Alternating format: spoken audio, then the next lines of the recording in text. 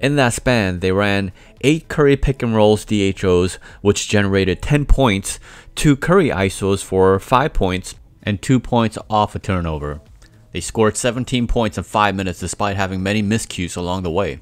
That's elite, because they held the Wolves to exactly 3 points in that same time frame, meaning they've outscored the Wolves 17-3 and held up on both ends of the floor when consistently running pick and roll mixed with DHOs and free buckets off of defense and hustle.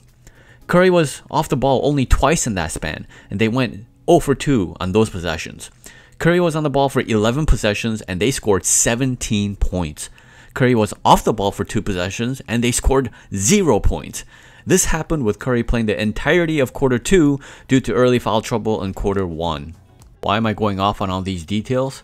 Because you're about to see how the Warriors gave up all their momentum playing a completely different style in quarter 3 and blowing their chances because of Kerr's stubborn ideology of always moving the ball, which means Curry is completely off the ball for a majority of the possessions. Quarter 3 starts with Klay getting lost once again on defense. He trails Conley and follows DiVincenzo's man even though things look under control without him directing. He then loses sight of what's going on with his own man, but recovers just in time to somewhat be there for the Conley 3. Warriors start their quarter 3 attack in a classic split action with Draymond in the post with only one intention: pass the ball. In this case, Klay gets the pass and takes a wildly difficult step back with the defender in his grill. Clank. Meanwhile, Curry parked himself in the corner and did absolutely nothing. DiVincenzo did just enough to bother Anthony Edwards into a miss, yet another stop for the Warriors. Curry gets comically early into the split action with Draymond, who has room to pass to a cutting Dante for the 2. Stagnant offense for the Timberwolves. Anthony Edwards gives the ball off to Karl Anthony Towns, who stays stagnant and throws up a 3. Curry passes off to Draymond, comes all the way around the world, curling out to Draymond for the pass.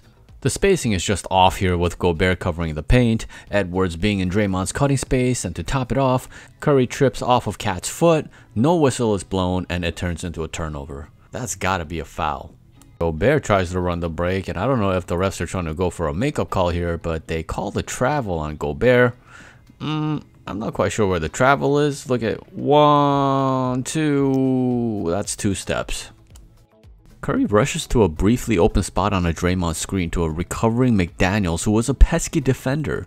I don't understand why they need to even run this play, because it rushes Curry into taking a quick shot when he could get a shot like that anytime he wants. Players like JJ Redick have to run stuff like this because this is the best way to create an open look for him. Curry never needs to run this because he can almost always get a better look than this off an ISO. Anyway, Curry missed the shot, as you can see. Back to defense, watch Curry here as he recovers on McDaniels and then draws the offensive foul. It's the 4th foul on McDaniels. Impactful play. Curry plays defense with his feet and boom, sacrifices his body for the good of the team. This is leadership. A little pick and pop action with Klay Thompson, who elects not to shoot the open one, takes the contested one for the air ball. Poor defense by Curry here, allowing Conley to blow by him, which forces Klay to overhelp, leaving his man open for the 3. Walker misses, but Draymond compounds on the issue, letting Cat walk into position for an offensive rebound. Amazingly, Warriors defense has not allowed Timberwolves to score a single field goal in the last 7 minutes of play, dating back to the second quarter. But they've run into a problem of their own, scoring only 2 points in more than 2 minutes of action. Gobert takes matters into his own hands on this play, going ISO for the left-handed layup, but misses. More offense with Curry off the ball. Curry stands near the top of the key doing nothing. Lou can't find a pass for Klay, so he dishes back to Draymond for some traffic cop offense. Curry cardios his way to the corner and gets the ball back with 7 seconds on the clock. Curry sees nothing happening, so he dishes back to Draymond, who reluctantly shoots and misses badly. This is the result of Kerr's pass to the open man offense.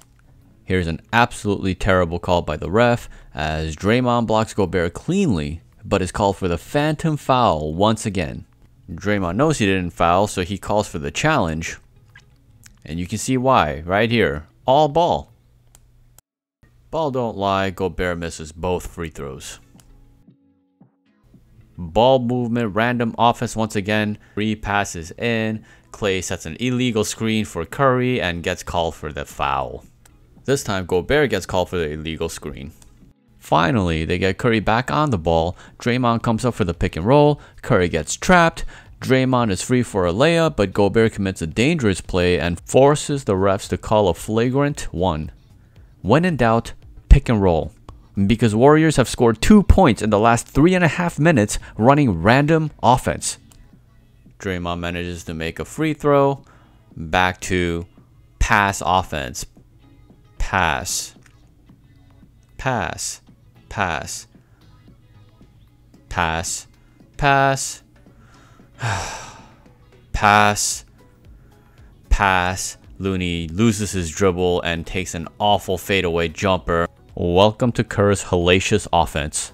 Warriors have held the Timberwolves scoreless for the first 4 minutes of quarter 3.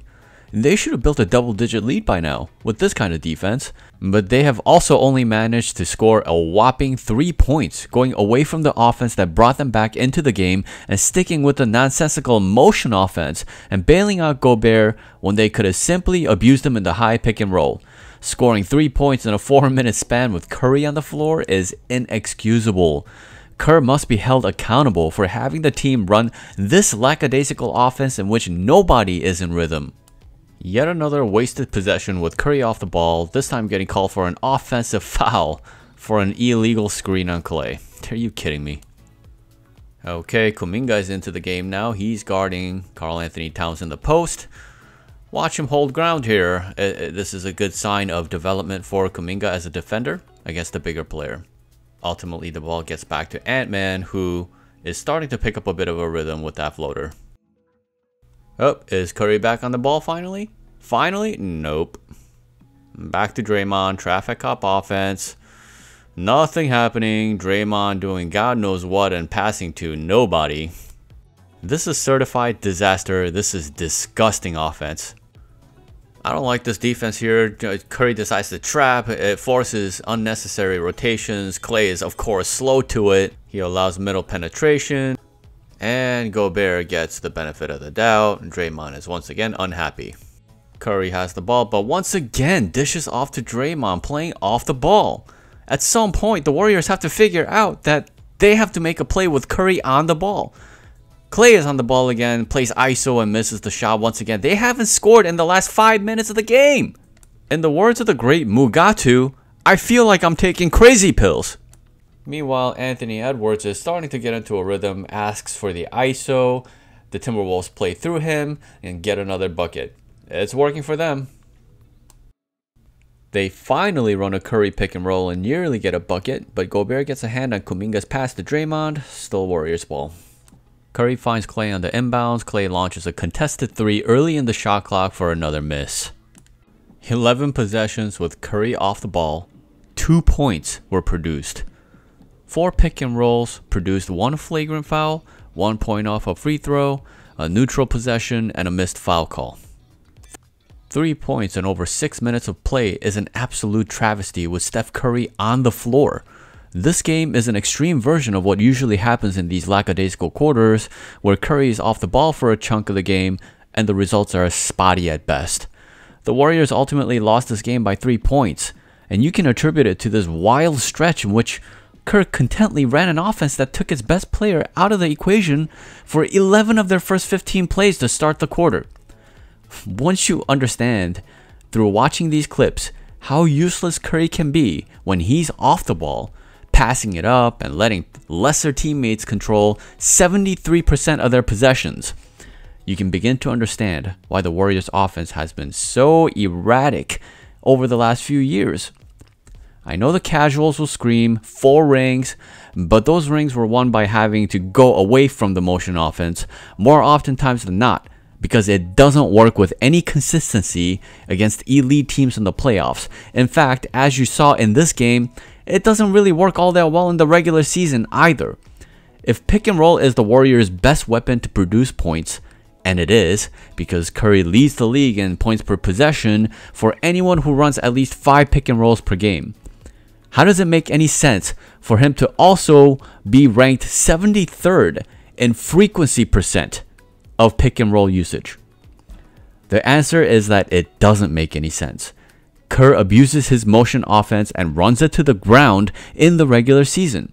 This game was the perfect example, and you saw exactly how they wasted valuable possessions for the sake of playing a style of basketball that is more conducive to high school and college. When you run the offense through a historically dominant offensive player, you get great results like they did in the second half of quarter 2. When you run the offense through an offensive zero in Draymond and a secondary scorer in Clay for basically 75% of their possessions, you end up with a mediocre to awful offense. It's quite self-explanatory. The motion offense can be much more effective if they at the very least prioritized Curry more within it.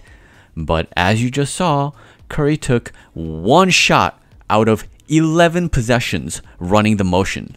Clay got 4 shots, Dre, Loon, Dante each got a shot, and the remaining 3 possessions were turnovers. Another issue that comes from running the motion offense to the ground is that Curry ultimately is off the ball for too long of a stretch and can lose his own rhythm in the process. Running a system that keeps the ball away from your best player 75% of the time while simultaneously icing him out of the game seems like a really bad game plan. Not putting Gobert in the blender in the high pick and roll with Curry in a must-win game with a season tiebreaker on the line is simple malpractice. Kerr ran an offense that not only bailed out Gobert, it actually turned him into a defensive juggernaut because his drop coverage blew up just about every action out of the motion. This loss was squarely on Kerr's nonsensical philosophy of move the ball randomly until you find an open man. This is a stupid plan when you have the greatest offensive weapon of all time on your roster and you need wins. Let me know how you feel about it, and if you enjoyed this video, which I imagine you did if you've come this far, be sure to hit the like button and subscribe, because I am going to put up some epic content on this channel. Until next time.